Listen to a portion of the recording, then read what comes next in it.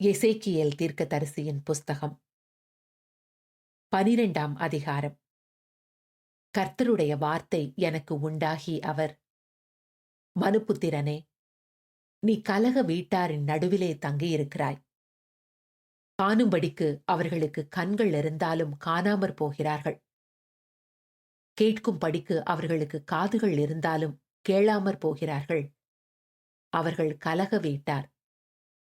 இப்போதும் மனுப்புத்திரனே, நீ பரதேசம் போகும்படி பிரயாண சாமான்களை ஆயத்தப்படுத்தி பகற்காலத்திலே அவர்கள் கண்களுக்கு முன்பாக பிரயாணப்படு. உன் ஸ்தலத்தை விட்டு வேறே ஸ்தலத்துக்கு அவர்களுடைய கண்களுக்கு முன்பாக புறப்பட்டு போ. அவர்கள் கலக வீட்டாரான போதிலும் ஒருவேளை சிந்தித்து உணருவார்கள். சிறையிருப்புக்கு போகிறவனைப் போல் உன் சாமான்களை நீ பகற்காலத்திலே அவர்கள் கண்களுக்கு முன்பாக வெளியே வைத்து, நீ சாயங்காலத்திலே அவர்கள் கண்களுக்கு முன்பாக சிறையிருப்புக்கு போகிறவனைப் போல புறப்படுவாயாக. அவர்களுடைய கண்களுக்கு முன்பாக நீ சுவரிலே துவாரமிட்டு அதின் வழியாய் அவைகளை வெளியே கொண்டு போவாயாக. அவர்களுடைய கண்களுக்கு முன்பாக அவைகளை உன் தோலின் மேல் எடுத்து மாலை மயங்கும் வேளையிலே வெளியே கொண்டு போவாயாக. நீ தேசத்தை பாராதபடி உன் முகத்தை மூடிக்கொள். இஸ்ரவேல் வம்சத்தாருக்கு உன்னை அடையாளமாக்கினேன் என்றார். எனக்கு கட்டளையிட்டபடியே நான் செய்தேன். சிறைப்பட்டு போகும்போது சாமான்களை கொண்டு போவது போல என் சாமான்களை பகற்காலத்தில் வெளியே வைத்தேன். சாயங்காலத்திலோ கையினால் சுவரிலே துவாரமிட்டு மாலை மயங்கும் வேளையிலே அவைகளை வெளியே கொண்டு போய் அவர்கள் கண்களுக்கு முன்பாக அவைகளை தோளின் மேல் எடுத்துக்கொண்டு போனேன்.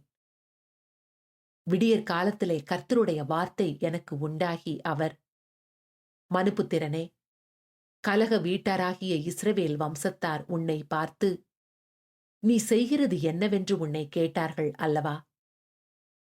இது எருசலேமில் இருக்கிற அதிபதியின் மேலும் அதன் நடுவில் இருக்கிற இஸ்ரவேல் வம்சத்தார் அனைவரின் மேலும் சுமரும் பாரம் என்று கர்த்தராகிய ஆண்டவர் உரைக்கிறார் என்று அவர்களிடத்தில் சொல்லு. நீ அவர்களை நோக்கி, நான் உங்களுக்கு அடையாளமாயிருக்கிறேன்.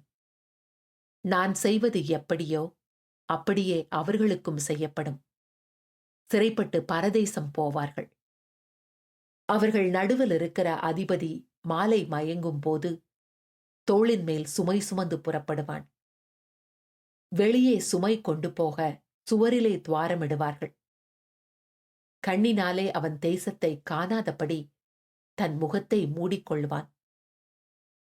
நான் என் வலையை அவன் மேல் வீசுவேன். அவன் என் கண்ணியிலே பிடிபடுவான்.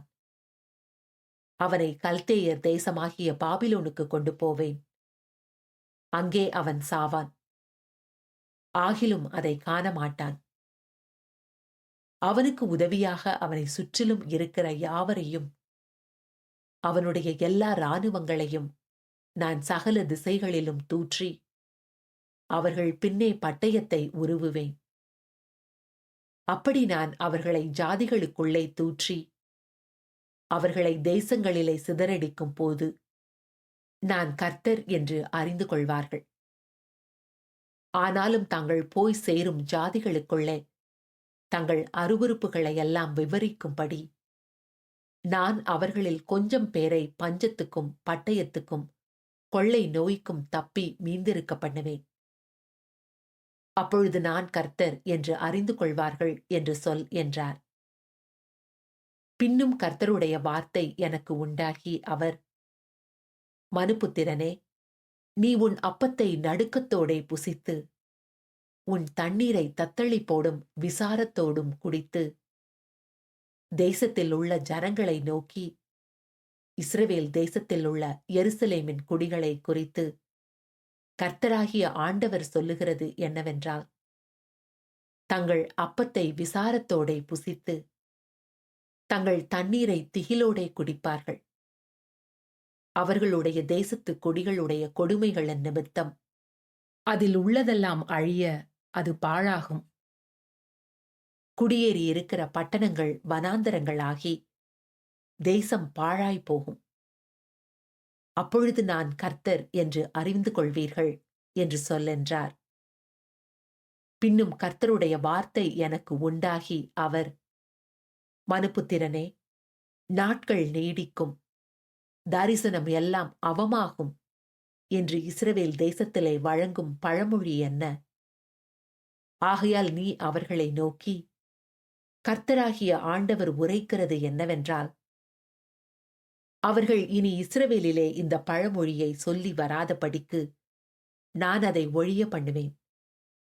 நாட்களும் எல்லா தரிசனத்தின் பொருளும் சமீபித்து வந்தன என்று அவர்களோடே சொல்லு. இஸ்ரவேல் வம்சத்தாரின் நடுவில் இனி சகல கள்ள தரிசனமும் முகஸ்துதியான குறி சொல்லுதலும் இராமற் போகும். நான் கர்த்தர், நான் சொல்லுவேன். நான் சொல்லும் வார்த்தை நிறைவேறும். இனி தாமதியாது. கலக வீட்டாரே, உங்கள் நாட்களிலே நான் வார்த்தையை சொல்லுவேன், அதை நிறைவேறவும் பண்ணுவேன் என்று கர்த்தராகிய ஆண்டவர் உரைக்கிறார் என்று சொல் என்றார்.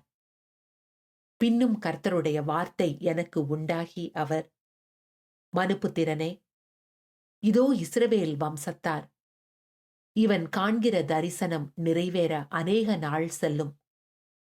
தூரமாயிருக்கிற காலங்களை குறித்து இவன் தீர்க்க தரிசனம் சொல்லுகிறான் என்கிறார்கள். ஆகையால் என் வார்த்தைகளில் ஒன்றாகிலும் இனி தாமதிப்பதில்லை என்று கர்த்தராகிய ஆண்டவர் உரைக்கிறார். நான் சொன்ன வார்த்தை நிறைவேறும் என்று கர்த்தராகிய ஆண்டவர் உரைக்கிறார் என்று அவர்களோடே சொல் என்றார்.